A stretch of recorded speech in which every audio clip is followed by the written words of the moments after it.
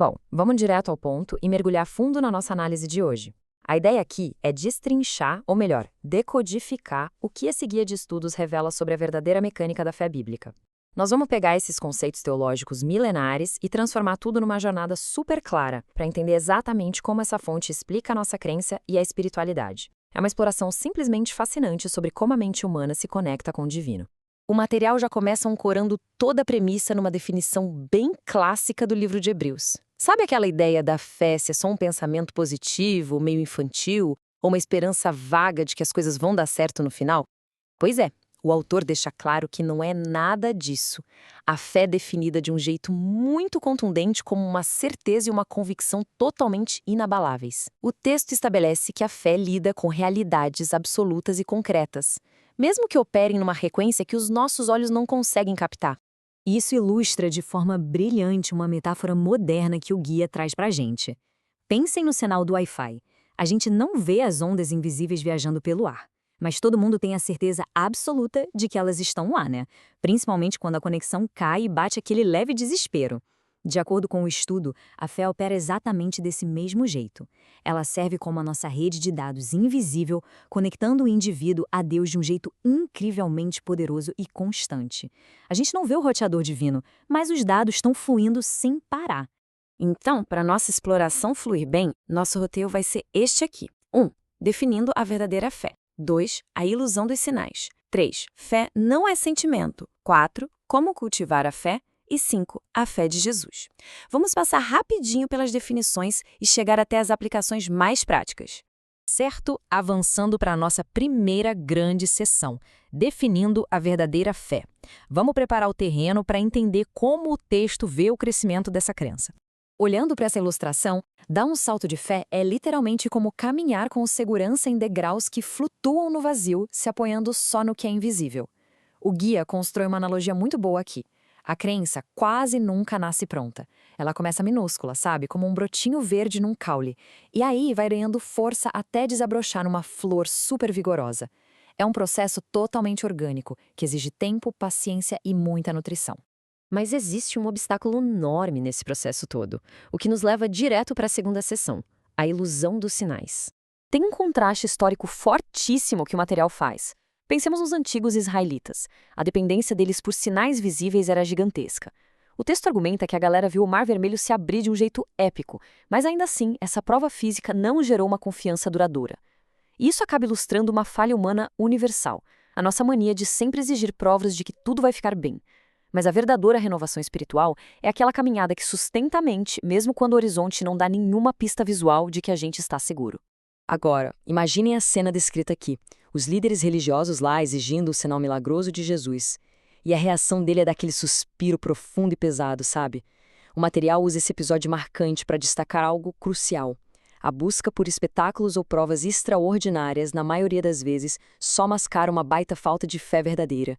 É como se a mente dissesse que só confia naquilo que pode medir e controlar, o que acaba esvaziando todo o sentido de acreditar de verdade.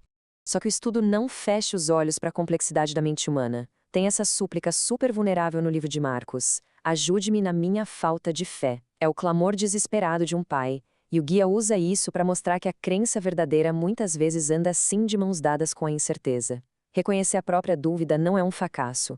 Ter a coragem de assumir as fraquezas e pedir ajuda já é, por si só, um ato de fé gigantesco. E entender essa nossa vulnerabilidade traz a gente perfeitamente para a nossa terceira sessão. Fé não é sentimento. Vamos desconstruir um grande equívoco moderno agora. O que é super interessante de notar aqui é o alerta gigante do guia contra deixar os sentimentos ditarem a nossa experiência. As emoções da gente flutuam igual onda no mar, né? Tem dia de euforia, tem dia de tristeza profunda. Usar a alegria como régua para medir a fé é um erro bem perigoso. A crença de verdade age como uma âncora pesada e constante. Por mais que as tempestades da vida agitem tudo lá em cima, a âncora continua firme lá no fundo do oceano, não importando o humor que a gente acorda. Ou seja, em vez de emoção, a fé é tratada aqui como um dom concreto, totalmente separado de qualquer reação química ou psicológica do cérebro.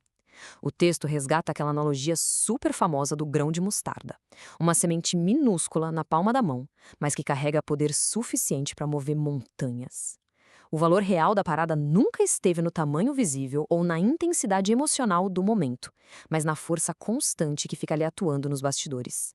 Sabendo que se trata de uma força tão impressionante, entramos na seção 4, Como cultivar a fé. E o guia dá umas ferramentas bem práticas. Vamos ver como isso funciona na prática. O texto recomenda 3 passos bem realistas. Primeiro, o simples ato de pedir por mais fé, na honestidade mesmo. Segundo, fundamentar a mente lendo as escrituras todo dia, que o guia aponta como o adubo necessário para a semente brotar. E o terceiro, que é de longe o mais difícil, exercitar a fé que a gente já tem. É igualzinho a um músculo na academia. Se não usar, atrofia. Exercitar exige coragem para sair da zona de conforto e tomar decisões sem ficar esperando o cenário perfeito aparecer. E agora a gente desembarca no conceito mais profundo de todo esse material, a seção 5, a fé de Jesus. O ponto crucial aqui é uma simples diferença de vocabulário, mas que muda tudo. O texto faz muita questão de separar ter fé em Jesus de ter a fé de Jesus. Ter a fé de Jesus significa possuir o exato mesmo nível de confiança absurda e entrega que o próprio Cristo demonstrou. É uma submissão que opera de dentro para fora. É a sintonia perfeita entre a vontade humana e a divina. Resumindo o grande clímax desse estudo, o material foca no livro do Apocalipse, olhando para aquele grupo de pessoas que, no meio do caos e da imprevisibilidade dos tempos finais, consegue manter essa impressionante fé de Jesus. Alcançar esse nível significa conseguir suportar provações pesadíssimas, refletindo uma paz absoluta. É o tipo de calma inabalável que a gente viu no Getsemane, por exemplo. É quando aquele frágil brotinho verde se torna uma árvore inquebrável. O que nos deixa com essa pergunta de ouro para encerrar nossa exploração. Numa sociedade que é viciada no imediato, no visível e no que a gente consegue comprovar rapidinho nas telas dos nossos celulares, como a gente pode cultivar essa inabalável fé de Jesus frente a tantas incertezas diárias?